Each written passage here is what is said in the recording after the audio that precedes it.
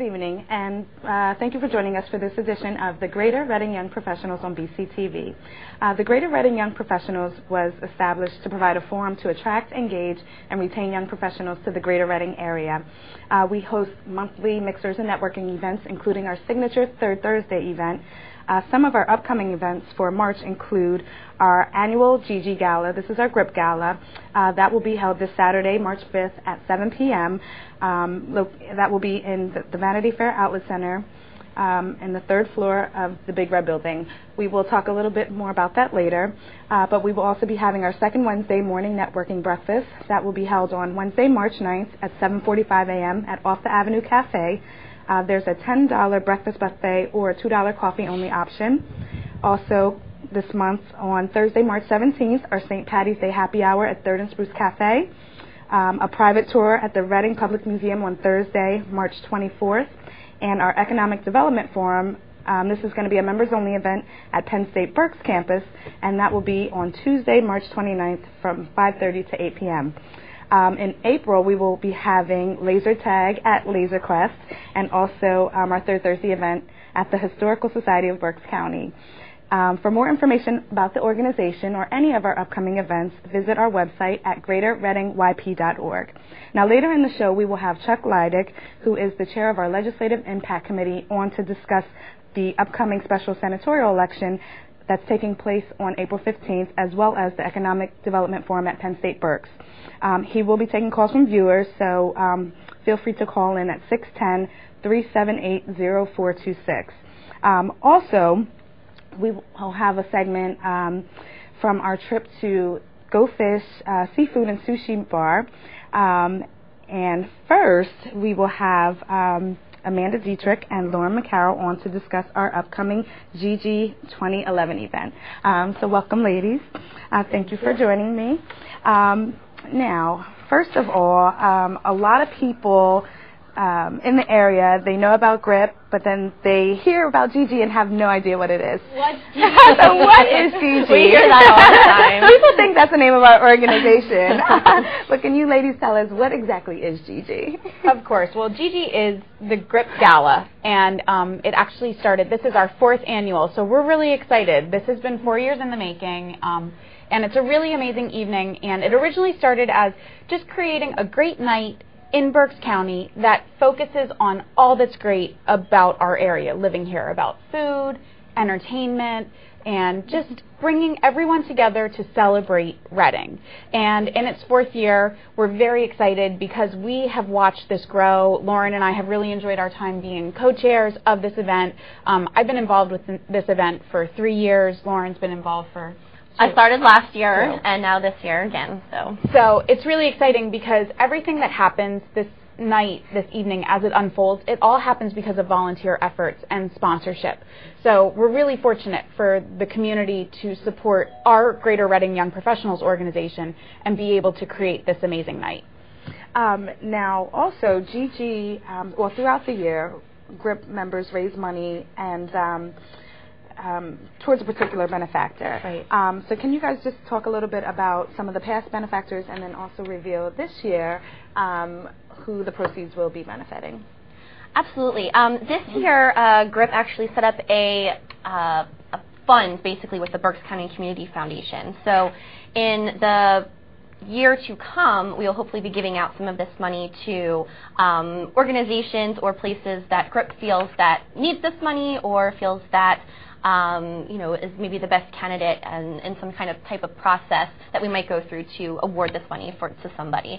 And Amanda, I'll let you talk about the places that have given that we've given to in the past because you've been a little more familiar with them. So well, it has always been our mission to attract, engage, and retain young professionals in this community, and our mission always aligns with an organization or a mission that is similar to ours. The first year it was placing security cameras in downtown Reading. The second year it was actually for the branding of the Penn Corridor by BEP. And the third year, last year, we gave to Opportunity House and their Second Street Learning Center. So this year we felt it was important for us to start focusing on our own organization and how do we grow.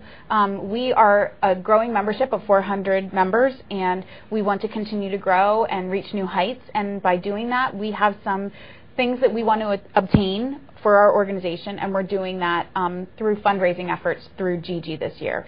And also, too, some of this money, as Lauren said, is going to go back to the community through our fund at Berks County Community Foundation. So we're very excited.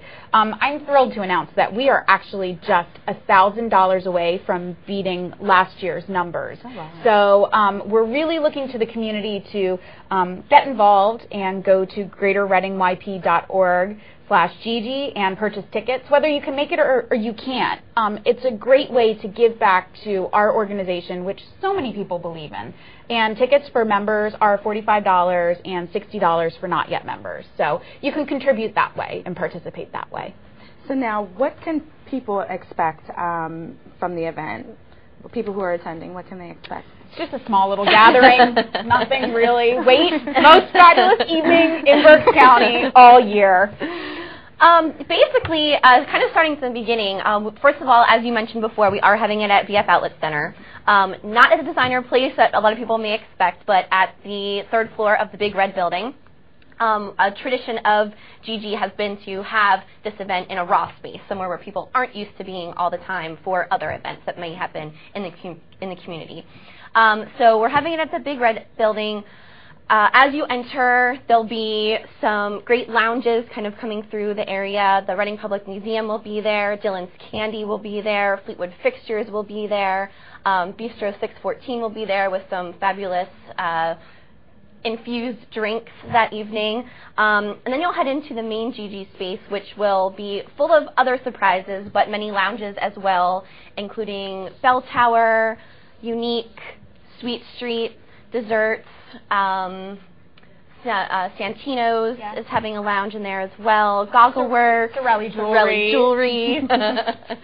Am I missing anybody for the lounges? I don't think so.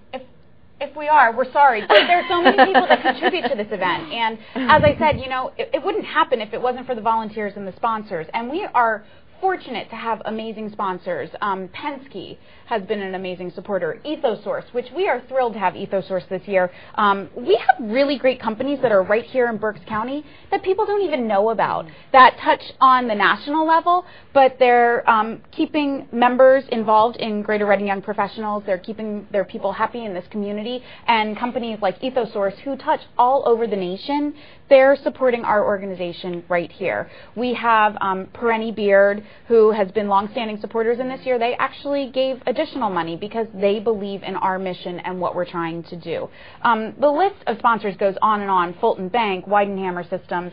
I could name these for hours, but you know, it's because of these organizations like Albright College and Reading Area Community College that we're able to put this event on year after year. And also, too, to the volunteers that participate.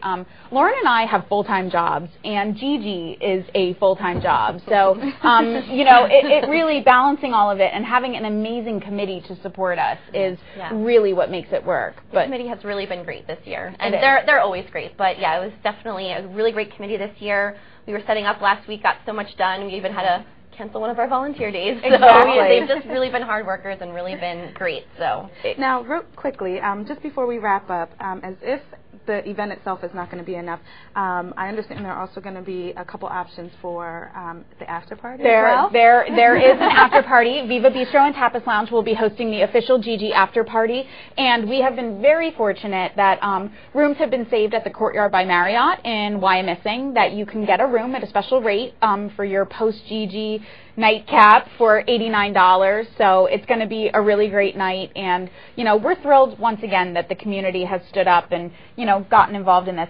VF Outlet Center has opened their doors to us, and they are hosting this entire event. The people at VF have been amazing, and it has been such a pleasure to work with them because they really see the community coming together and what we're trying to convey to our members and to guests who are attending. But tickets are rapidly depleting, so I'm encouraging you all to go to our website and purchase the tickets. And with your ticket purchase, actually that includes all of your food, your alcoholic and non-alcoholic beverages. You can get fluffed and powdered in a Bell Tower beauty salon. You can enjoy candy, cupcakes, you name it, we have it, and it's all included in that ticket price. And at the end of the day, it's for a really amazing cause that a lot of young professionals should get behind. Absolutely. So if you guys haven't been, definitely come to GiGi. Again, the tickets are on sale on our website, greaterreadingyp.com. I want to thank my guests, Amanda Dietrich-Ziegler and Lauren McCarroll, for joining me. And we'll see you at the event, guys. Thank you so much. And thank you for buying you bought your ticket, so you're ready to go. You're ready to go. So we'll hopefully see everybody there. We're excited for it. And then up next, we're going to take a look at our visit to Go Fish Seafood. We are all about young professionals in the greater Reading area, so we do like to highlight some of the entrepreneurs that are here and have businesses here. So here, take a look at our visit with Kim at Go Fish Seafood.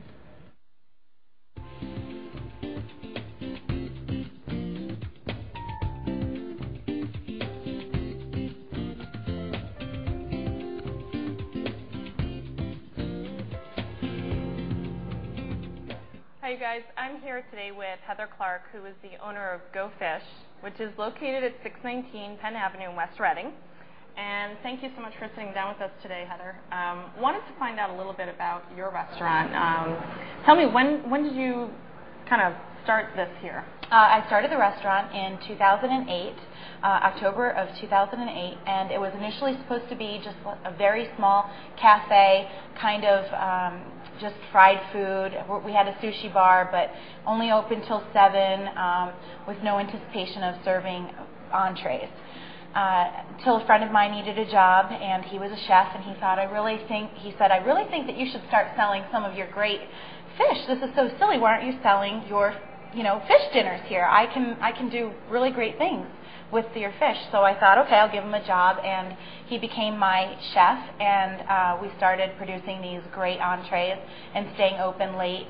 We're only open Wednesday through Saturday, and that was 2 years ago, and it's been taking off. As a matter of fact, this past weekend, we had to extend our hours to accommodate for all the reservations. Well, one of the things that I think is so unique about this restaurant is the fish market in the back. So tell me a little bit about the types of fish that you get in. I carry a wide selection of different types of fish. I try to carry fish that it has been promoted as sustainable or that has been harvested by artisan fishermen. What that means to us is that they're not using a lot of fuel to go and capture the fish. They're not using nets that drag along the ocean floor, which destroy the natural habitat of other things living in the ocean. They're either line caught by hand or spear caught. And I use reliable sources. I've developed many relationships with fishermen and with third-party vendors in order to get the fish to me. Now, if a customer comes in and they know that they've got a big event coming up, can they order something in advance from you? Absolutely.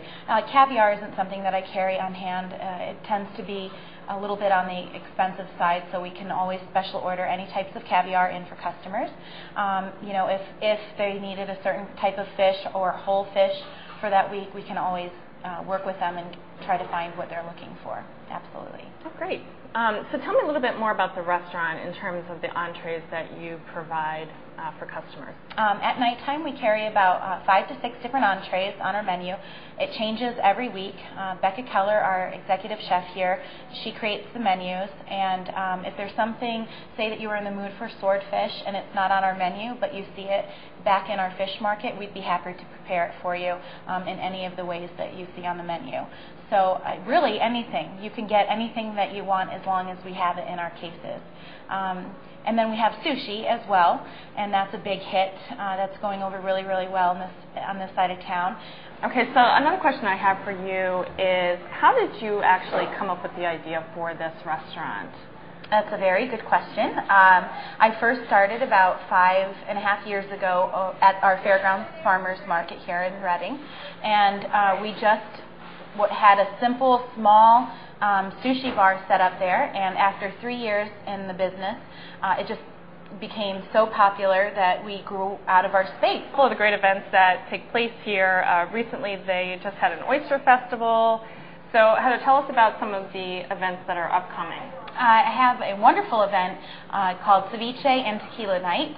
We're going to try a couple of different types of high-quality tequila, and we're going to make probably 10 different types of ceviche dishes with other types of tapas. We'll have live music and entertainment, and we're looking forward to it. I'm here today with Becca Keller, who is the chef for Go Fish. and we have several dishes that they prepared for us that I'd like you to explain and show us what we've got here. The first dish here is a sustainable salmon, which is a popular item in our cafe as well as our market. It's with a teriyaki glaze and a wild rice and cranberry pilaf. This is one of my specialty dishes. This is a seafood curry. It's shrimp, scallops, and crab with a Thai green curry sauce, just a little bit spicy, over jasmine rice. And the third dish is a rainbow trout, and that is a local rainbow trout. It's raised in Myerstown. That's served with a mushroom cream sauce, cheddar mashed potatoes, and grilled asparagus. Hi, I'm sitting here with Sean Murkowski, who is the sushi chef at Go Fish. And Sean, tell us a little bit about what you've made here today.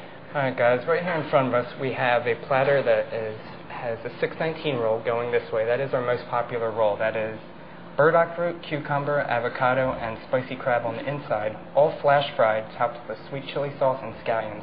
Now going the opposite way here, we have a market roll, which is another very popular roll. That is essentially a California, topped with spicy tuna and crunchies. I'm going to start digging in, so thank you. Enjoy.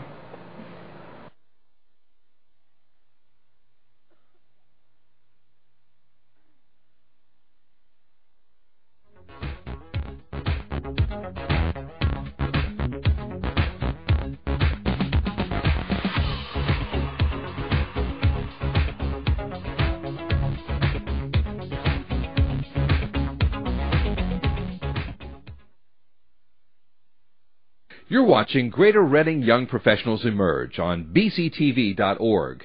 Be informed, be involved, be a member. For membership information, go to www.bctv.org/support/membership. For more information and other related stories, go to www.bctv.org.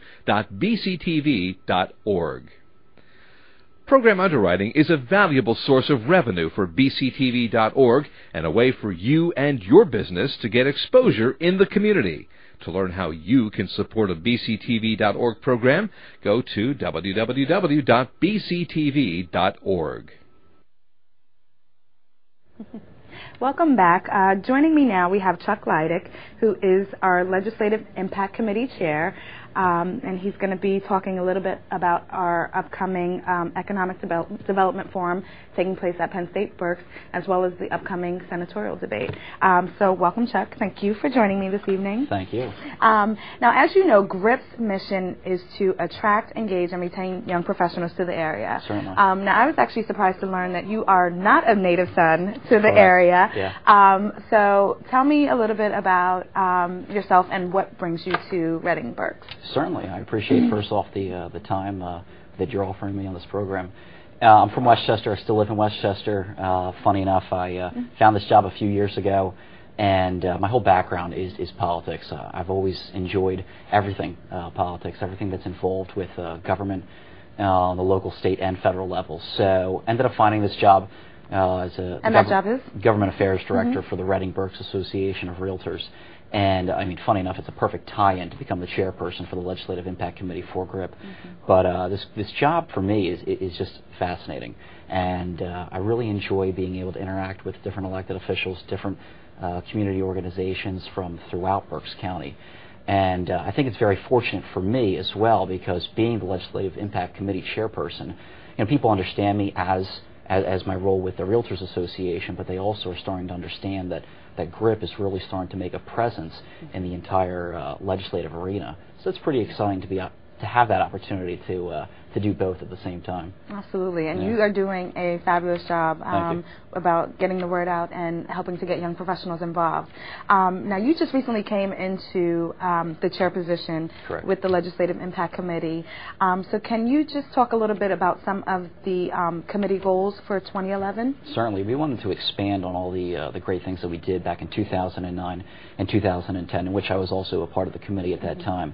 But for 2011, we're pretty excited. We have that opportunity right now to really position different young professionals from throughout Berks County, and GRIP itself has got 400 paid members. So 400 paid members, and when you think about the 73 different municipalities in Berks County, there's different opportunities for individuals to start becoming more politically active. So let's just say that a young professional in Berks County wants to start becoming more involved in their community. What we're trying to do with the Legislative Impact Committee is really give them that opportunity. If they want to become more a part of the City of Reading, take, for example, the City of Reading currently in Act 47 status right now, it gives them an opportunity to actually share their thoughts as to the direction that the City of Reading should end up going. The county level, all the good things that are happening here on the county level, if young professionals want to get more involved with different things that are going on the county level, they can certainly do so as well. So getting involved is really important for us. We're also trying to attract more members to our committee. We actually have a strong committee representation right now, but what we're looking at doing is going to the different colleges in Berks County and working with their political science clubs, their student government associations, and even their pre-law clubs to get some of the students to become more involved with our committee, which in turn will increase membership for GRIP. So we're pretty excited about that. Additionally, what we're doing here in 2011 is actually positioning ourselves to really have stronger dialogue with elected officials. We're having quarterly discussions with different politicians. We just had in early February, we had the mayor and members of council come in. That's where we discussed the Act 47 situation. When we were having that discussion with them in February, they really wanted to see young professionals make their own voice heard, and we're pretty excited to be a part of that as well. So there's so many different things going on. We have a couple events that are going to be coming up. You had mentioned the Economic Development Forum. It's on Tuesday, March 29th at Penn State Berks. We do have individuals from the community, business leaders who will be speaking, as well as politicians from the community that will all be speaking about different things that are going on. Again, Act 47, what can young professionals do to get involved? The Ride to Prosperity. Ride to Prosperity is a plan to really position Berks County as an economic stronghold into the future. There's different organizations and groups that are a part of that, including the Chamber, Berks Economic Partnership, a variety of different individuals who are already involved with GRIP and so forth. Okay. So it's exciting. Now, the Economic Development Forum, is there a cost to attend? Do you need to register ahead of time? Or can you just pretty much just decide you want to go and just show up? Well, we encourage everybody to visit the website. That helps us know how many people are going to be in attendance. It's greaterreadingyp.com. .org. So yeah, visit that website. You can go to the events page. You can sign up. The event is free. Again, it's at Penn State Berks, and we should really have a strong lineup. And actually, this event is for GRIP members only. A lot of GRIP events, we encourage non-GRIP members to come out just so they can experience it. But we feel that this event's going to be very well attended because really we have a strong representation from throughout the community, and it gives the GRIP members an opportunity not only to hear what these speakers have to say, but also network with them. So we think that's going to be a good opportunity for them. Okay. Now, in addition to the upcoming Economic Development Forum, one of the other big events that you guys have is the Fall Legislative Mixer. Can you talk a little bit about that event as well? Certainly. We're pretty excited because this year, 2011, is a local election year, and I think that really plays in GRIP's favor because you have the position of mayor that's going to be up for election, as well as city council and a variety of other local level seats. So with that being said, we're excited to have in the candidates who are going to be running for office, and it really will give our membership, the attendees, an opportunity to pretty much grill them and have a better understanding, what are their positions on important issues, and then go from there. We look to have, just like in the past couple of years, an opportunity for them to network, but we also want to develop some sort of a forum, very laid back and formal, but maybe about a 30-minute forum as part of that event so that we can really ask them pertinent questions based on the interests of young professionals. That event, although we don't have a date set for it, we expect it to be late September, early October. Okay, right in time for election. Exactly. Okay. Now, as we mentioned earlier, there is a special senatorial election coming up due to the passing of our beloved Senator Michael Paik. Can you just talk a little bit about that election? Certainly. And go ahead. Sure. Tuesday, March 15th is the actual special election date.